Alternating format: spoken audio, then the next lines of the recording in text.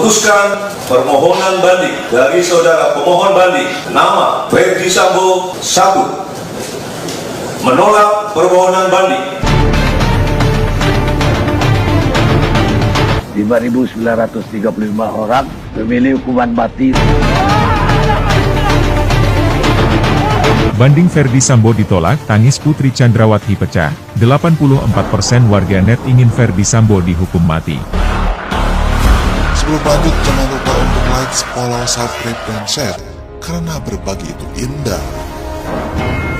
Komisi Kode Etik Polri, KEP, banding menolak banding mantan Kepala Divisi Propam Polri Ferdy Sambo atas keputusan pemberhentian tidak dengan hormat, PTDH, dalam sidang banding yang digelar selama 2 jam hari ini, Senin, 19 September 2022.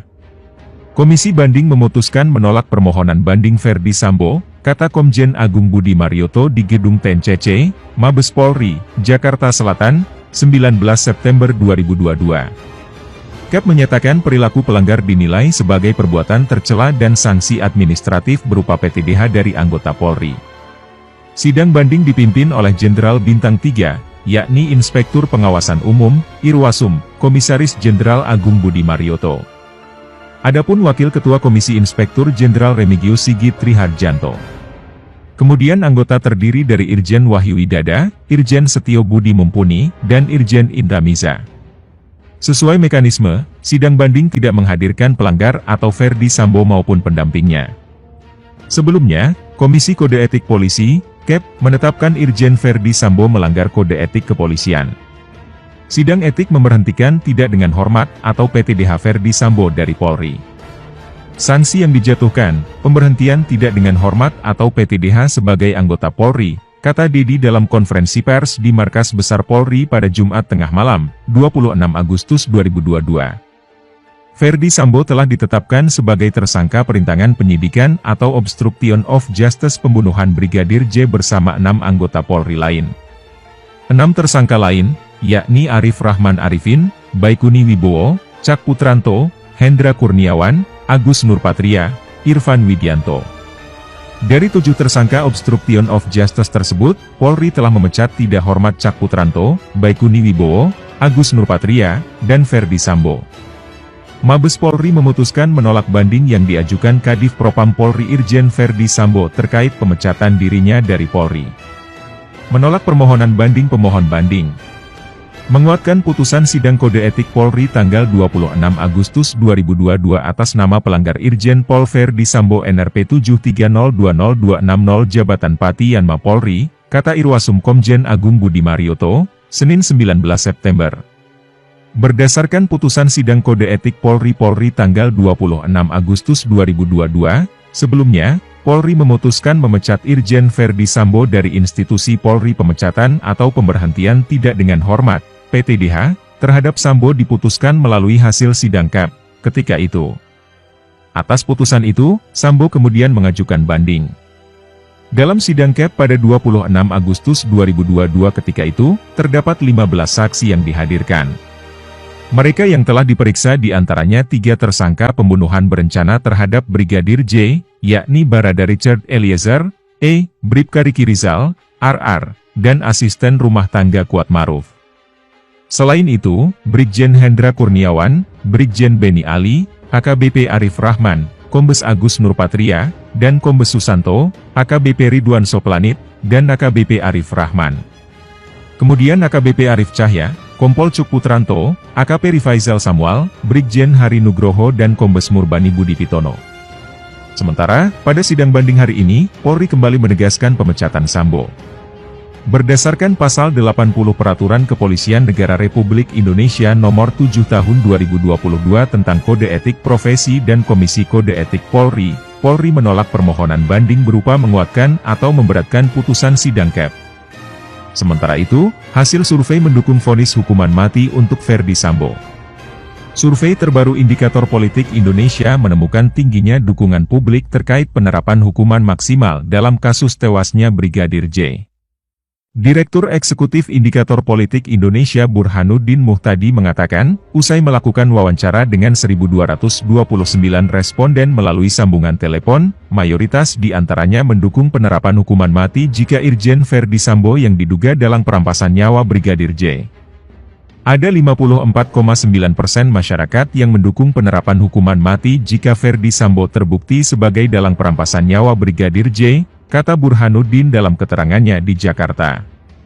Pada temuan lain, Burhanuddin melanjutkan, sebanyak 26,4% masyarakat juga mendukung penerapan hukuman penjara seumur hidup jika Verdi Sambo terbukti bersalah dalam kasus tewasnya Brigadir J. Ada juga 3,4% masyarakat yang menginginkan penjara selama 20 tahun bagi Sambo jika terbukti menjadi dalang di balik tewasnya Brigadir J, kata Burhanuddin.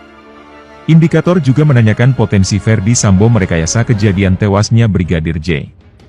Hasilnya, Burhanuddin menjelaskan, sebanyak 75,6% masyarakat meyakini jika Verdi Sambo telah merekayasa peristiwa tewasnya Brigadir J. Mayoritas masyarakat percaya Verdi Sambo telah merekayasa kejadian tewasnya Brigadir J akibat baku tembak dengan Baradae, kata Burhanuddin seperti dikutip dari kantor berita politik RMOL. Sementara itu, update kondisi Putri Chandrawati usai tak ditahan, ternyata Putri Chandrawati kena pemeriksaan tambahan. Kasus perampasan nyawa yang melibatkan tersangka Verdi Sambo dan istrinya, Putri Chandrawati, masih terus berguling di pihak kepolisian. Terbaru, pengacara Putri, Arman Hanis mengungkapkan bahwa kliennya telah menjalani wajib lapor. Putri Chandrawati juga akan dikenakan pemeriksaan tambahan. Lantas, pemeriksaan apakah itu? Sebelumnya, publik sempat heboh dengan kabar soal Putri Chandrawati yang tidak ditahan meski sudah dijadikan tersangka karena alasan memiliki anak. Apalagi kebebasannya ini didukung oleh pihak-pihak tertentu yang seharusnya tidak bersikap demikian. Namun, yang terbaru, pengacara Putri mengatakan kliennya telah menjalani wajib lapor dan sempat menjalani pemeriksaan kembali sebagai tersangka kasus perampasan nyawa berencana Brigadir Nofriansyah Yosua Huta Barat atau Brigadir J, usai. Putri Chandrawati sudah wajib lapor, sekalian itu pemeriksaan tambahan, ujar Arman dikutip dari laman FIFA, Sabtu, 17 September 2022. Sanak pengacara tidak menjelaskan lebih rinci kapan Putri Chandrawati wajib lapor dan menjalani pemeriksaan tambahan. Begitu juga dengan pertanyaan pemeriksaan yang ditanyakan ke Putri. Sebab, menurutnya hal itu merupakan kewenangan penyidik. Untuk materi penyidikan itu silakan tanya ke penyidik, jelasnya.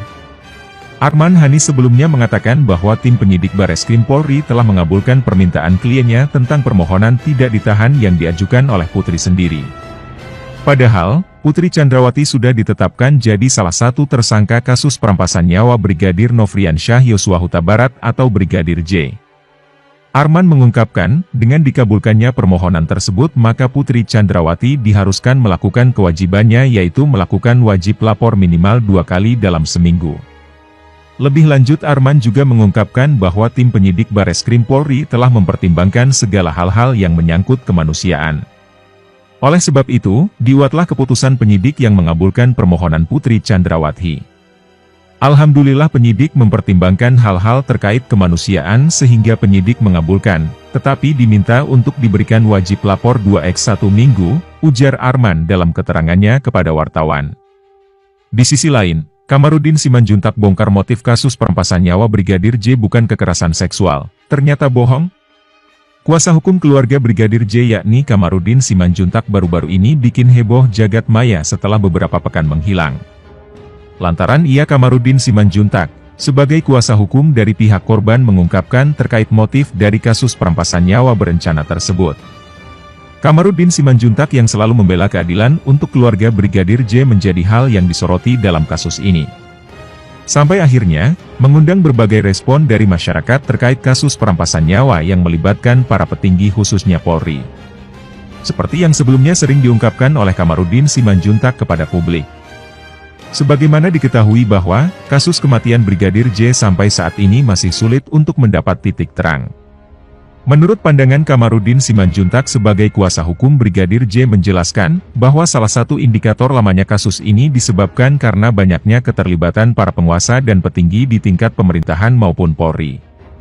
Seperti yang diungkapkan Kamarudin dalam pertemuan bersama Uya Kuya, dalam channel YouTube Uya Kuya TV. Rupanya di belakang Verdi Sambo ini banyak kekuasaan tinggi baik institusi kepolisian maupun kalangan menteri maupun DPR, ada juga keterlibatan mafia-mafia di dalamnya, ujar Kamarudin. Selain itu ia juga menjelaskan, dalam proses penguatan skenario yang dibangun oleh Verdi Sambo dengan dalih kekerasan seksual yang dilakukan oleh Brigadir J kepada istri Verdi Sambo, Putri Chandrawati. Skenario itu dilakukan melalui cara bernegosiasi dengan para petinggi yang memiliki kekuasaan melalui selebaran amplop yang diduga berisi uang ratusan juta. Cerita ini dibangun bersama staf ahli Kapolri, lalu cerita itu disebar ke semua lembaga, disertai dengan amplop-amplopnya. Maka semua yang menerima amplop ini bersemangat mengatakan PC adalah korban kekerasan seksual di Duren 38 Juli 2022, ungkapnya. Video unggahan yang berdurasi 1 jam lebih tersebut, berisi beragam komentar dari netizen yang memberi dukungan terhadap pengacara dan pihak Brigadir J. Bagaimana pendapat Anda?